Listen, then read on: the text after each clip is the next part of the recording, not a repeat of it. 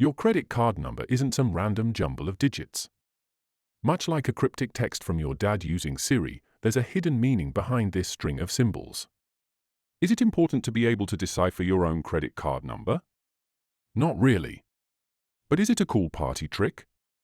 Also probably not, unless your party is just a bunch of nerds in a room. And since that describes my entire viewer base, let's learn how to decipher credit card numbers. This entire string of numbers is usually called the primary account number or PAN, or as I like to call it, Daddy's one-way ticket to a brand new Tesla. It actually breaks down into 3 distinct sections. The first 6 to 8 digits aren't unique to you. They form the issuer identification number or IN, which basically tells you which institution issued the card. The very first digit of this sequence reveals the general industry your card belongs to. For instance, if it starts with 1 or 2, it's for airlines.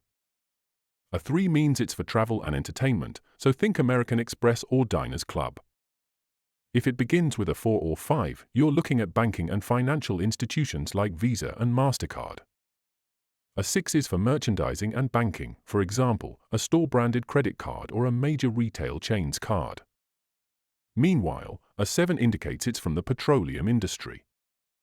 For healthcare and telecommunications, you'll see an 8, while a 9 means it's for national government purposes, and a 0 is for the International Organization for Standardization or ISO itself, which runs the system. The next 5 to 7 digits narrow down the card to its specific credit network, like Visa or MasterCard. The actual register of these numbers isn't technically supposed to be public, but because I'm an internet super celebrity with secret access to insider sources, I'm just going to list some of them anyway. American Express typically uses numbers starting with 34 and 37.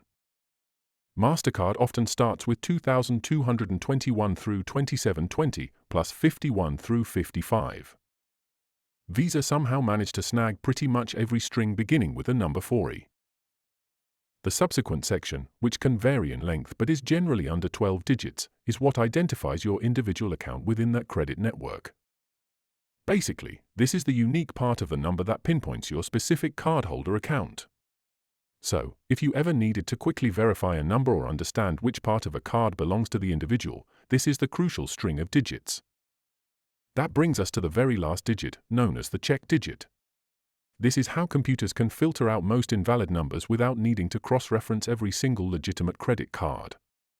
It's calculated using something called the LUN algorithm, which goes a little something like this. Let's use a random 16-digit number for illustration, 4,286 73 09 15 48 23 17. First, you remove the last digit of your credit card number. In our example, we take out the 7 from the end of 4,286 73 09 15 48 23 17. This 7 is the check digit itself, so it's not part of the calculation. Now, with our remaining numbers, you start from the rightmost digit and double every other digit as you move left. Starting with the 1 here, we double it. 1 times 2 is equal to 2. The 3 stays as 3. Remember to skip 1 after doubling a number. The 2 is doubled. 2 times 2 is equal to 4. The 8 stays as 8. The 4 is doubled, for asterisk 2 is equal to 8. The 5 stays as 5.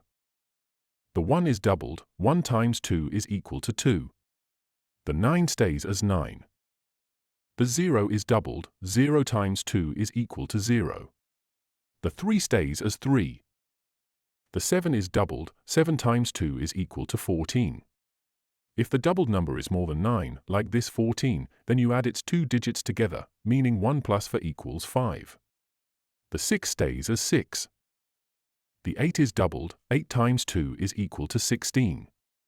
Similarly, we add its digits, 1 plus 6 equals 7. The 2 stays as 2. Then, the 4 is doubled, for asterisk 2 is equal to 8. After that, you add all of the digits together, including the ones you didn't double and the modified doubled ones.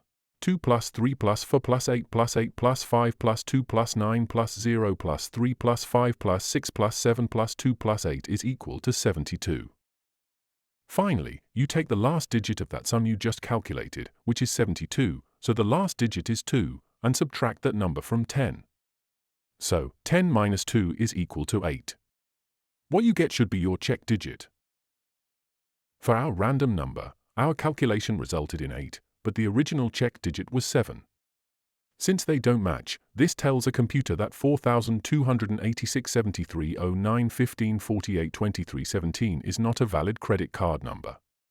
If it was valid, the number we calculated would match the last digit. However, if the result happens to be 10, your check digit is 0. If it's not, well, just go ahead and post your credit card number in the comments. I'm sure there are plenty of people who'd love to help you figure it out. Just kidding. The reason this whole algorithm seems so convoluted is to account for different types of potential errors. The check digit will be off, and therefore tell the computer it's not a real card if you accidentally mistype any single digit. It will also be off if you accidentally flip the place of two adjacent digits. While it can't catch every error, it accounts for most mistakes you'd make while trying to drunkenly order a pint of ranch dressing on Postmates. Because so much of this number is predetermined, it actually means we're at risk of running out of viable credit card numbers.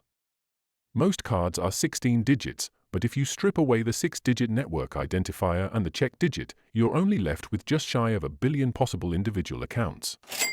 And of course, you can't actually issue every available number, because then online shopping just becomes a game of typing a random number into Amazon and hoping it doesn't belong to someone you know.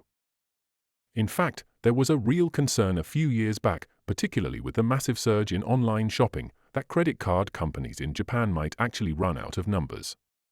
They even began discussing the possibility of adding an extra digit onto newly issued cards to prevent it. Fortunately, we've moved past that immediate crisis, so we can just go back to exchanging germ-soaked cash instead of worrying about this silly credit card conundrum. So there you have it, the not-so-random secret behind your credit card number. Who knew a bunch of digits could hold so much intrigue? Now you're practically a secret agent. Go forth and impress exactly 0 people at your next party, unless, of course, they're also nerds like us.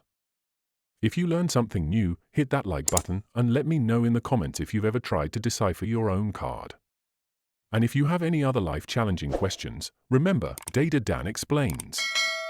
Don't forget to subscribe so you don't miss out.